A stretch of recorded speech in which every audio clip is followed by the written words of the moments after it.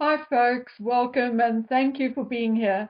As the coronation is moving closer and closer, these videos are becoming harder and harder to make because, on the one hand, I wish everyone a happy few days, something to be proud of.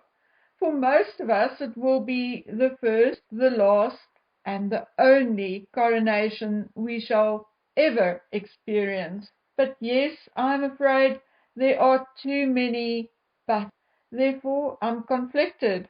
Do I leave the positive people, the fans, the sycophants, and those who are just seeking peace for a while at rest and turn a blind eye alongside them until after the coronation, or do we call it as we see it, as it unfolds? I don't know. There is so much else we can actually talk about in the meantime. There's Trump's arrest, Nicola Sturgeon's husband's arrest, etc., etc. But how do I do that without being kicked off YouTube and or losing more than half of my subscribers? Because, after all, you are here on this channel for royal news and gossip, particularly anything salacious about Harry and Meghan. Am I right? Or am I right? Okay, so I'm making you a deal. For the next few weeks until after the coronation, I'm going to sort of restrict my talks about the royal family in general to my website. So, if you want to hear what I think about the latest happenings around the royal family, you will have to hop on over there. My Harry and Meghan news and narrative will, however, continue to dominate this channel. Other political issues and goings on, even in South Africa, will be over on Rumble, and my passion for true crime and mystery will play itself out on my second YouTube channel, Bookworm on the Case. It is a lot of work, particularly because, like my friend Paula M., I'm also still working half day. But, I can't stagnate. If there is no change or growth, I will become bored. And I fear that so will you. Okay, so from today until after, or at least during the coronation, this is how things will stay. We'll review it all again after the coronation. Okay, so I know the first thing most of you want to know is whether I've heard anything more about whether Harry and Meghan will attend the coronation or not. So I reached out to my one long distance friend again yesterday, and he told me that he himself had been waiting until yesterday to reach out to his contacts at Buckingham Palace, as yesterday was actually the cut-off date to RSVP. So whether his previous information was correct or not, by today the palace likely knows whether Harry and Meghan are attending the coronation or not. And what do you know? My friend's palace contact tells him that until the very moment they spoke, which I'm guessing was last night my time, as we do have a few hours difference anyway, right up until the time they spoke, Buckingham Palace are still preparing for them attending the coronation. I see some creators and podcasters are saying that there's no way in hell they will make it to the balcony though. Well, from what I hear, there is still a possibility that they will. I know for a fact that there was a suggestion that the king makes it all less complicated and easy on himself and agree to appear on the balcony with just him, his wife, Queen Consort Camilla, and their pages. That is basically what the Queen did, except that her mother and Charles and obviously her husband Philip were also on the balcony. Allegedly, there had been a bit of a back and forth as to who the king and queen consort's pages will be, but finally it was announced that Prince George will be one of the 8 pages chosen to attend during the coronation service. The pages will form part of the procession through the nave of Westminster Abbey, along with George, who is 9, Lord Oliver Cholmondeley. Don't ask me to say that name ever again. I'm sure I said it incorrectly. But you know, Rose Hanbury's son, okay? Master Nicholas Berkeley and Master Ralph Tollemache, who is 12, and whose father is Charles's godson, and his grandparents are very close friends of the king. Now these 4 young men shall attend to the king. Camilla's pages will be her grandsons, the twins Gus and Louis Lopez, who are both 12, Master Freddie Parker Bowles, who's 13, and Master Arthur Elliot, whose grandmother is Camilla's sister. Well, we shall see. Maybe Charles will change his mind and go for the easy solution. Maybe he'll go for working royals only, or maybe he'll decide on having the first in line to the throne, his wife and offspring only. Or maybe he'll decide to stick with the original arrangement, where we will see him with his 2 sons, their wives and offspring on the balcony. Anyway, there's still a month left, but for now, as of say 24 hours ago, Meghan and Harry will still travel by car and escort to Buckingham Palace, where they will join their waiting children and where they will appear on the balcony alongside the king and queen consort. Okay? That's the official word. Do not shoot the messenger. Okay. Anyway, the entire message actually reads, where they will appear on the balcony alongside the king and queen consort, the prince and princess of Wales and their children. Okay? Like you all, I shiver at the thought and cannot see how it is even possible. If the king and Prince William would not speak to Harry while he was in Britain for the court case, why would they allow them on the balcony?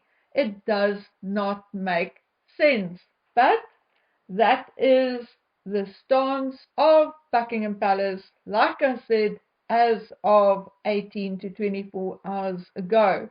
And that is how it will remain until the boss, likely the king, I don't know who they are referring to as the boss in this instance, but I'm guessing the king, until the king tells them otherwise. That is how it will stay.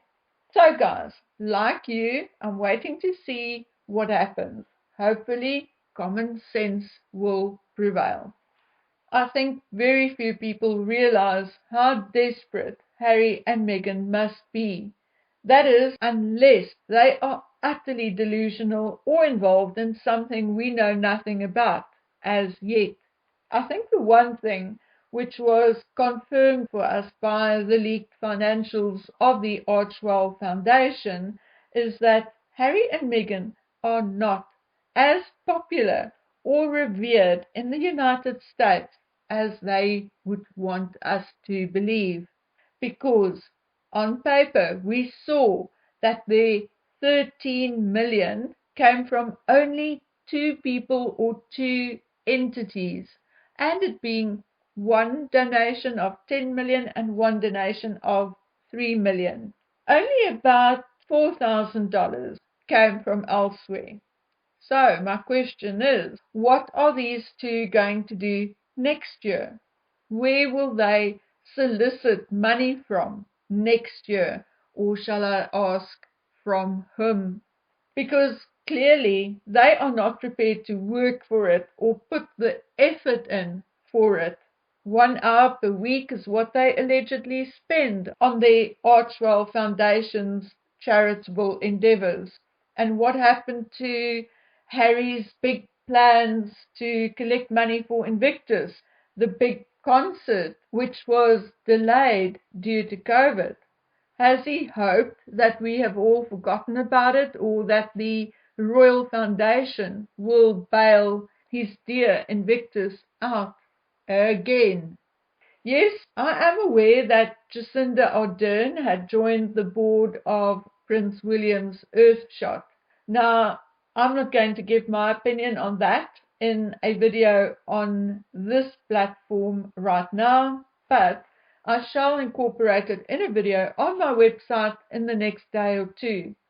But what is becoming obvious is that she is yet another one in a line of people who have now openly chosen a side and turned her back on the Harcourts. We know that Meghan had been sucking up to Jacinda for a while, but it appears that Jacinda is a little more clever and more devious than she normally appears, and knows full well which side her bread is buttered on. Nevertheless, Meghan must feel somewhat slighted and somewhat green, I'm sure. Then, as if that was not enough to give Meghan a bit of a jolt, we know Vanity Fair had always, shall we say, been very kind to Meghan. Actually, it was Vanity Fair who had Megzy Boo Boo on the cover with the infamous heading, Meghan Markle wild about Harry, remember? However, now one of Vanity Fair's best-known journalists, contributors, writer, Vanessa Grigoriadis, told Andrew Gold on his On the Edge podcast, and I quote, "What we know now about her is that she has a sort of a strange relationship to objective reality. She has this warped reality, and then she marshals evidence underneath it to support a thesis that may not be the case." Oh my word, this is basically just a thinly veiled but kind way of calling Meghan a profound liar. And that must sting. One of Meghan's go-to magazines, one of the groundbreaking American journalists, saying Megzy Daisy is not quite all well. And to make it even worse, and to substantiate her opinion, Vanessa also mentions that a colleague spent the day with Meghan Markle for a profile for another magazine, and that this colleague came away from the meeting saying this person is just not on the level, and that she felt that she just did not want to be there with Megzy Daisy. Yep. I think Megzy and her hair brain needs that photo op with the royal family more than you or I may even know. What they are hoping to get out of it exactly, I don't know. But remember, if it is proven to be true, you heard it here first. I'm told by one of the very, very few contacts that I have in the United States that the Harry and Meghan life without the monarchy, or Harry and Meghan, our new American dream, or whatever it's going to be called, is already being worked on in the hope that it will again be aired in December 2023 on Netflix. I'm told that some of the footage cut from the previous miniseries will be added in this time, but that they are still in need of a couple of hours of footage, and hence Harry set up the pap walk at the court. My contact actually pointed out the videographer to me in a clip on another channel. You actually catch a quick glimpse of the guy in a dark brown jacket if you watch really closely. My contact also says that she thinks, she doesn't know, she thinks, that is her opinion, that Harry bumping into that photographer was actually a setup. It was meant to look more dramatic and spun like an example of the media's intrusion. But obviously, Harry is not a good actor, and his timing and facial expression was off. And unfortunately, because there were other media photographers present, there was no doing it over, in her opinion. Anyway, my contact says she knows that the Netflix executives will not be pleased if they do not come up with a few pictures of them at the coronation and or with the rest of the family, as obviously the coronation is the single most important event for the royals this year. So guys, that's the gossip for today. There is still a lot more, but one psyche can only take that much, and my brain already hurts. So until we meet again on the next video, please take good care of yourselves. Bye.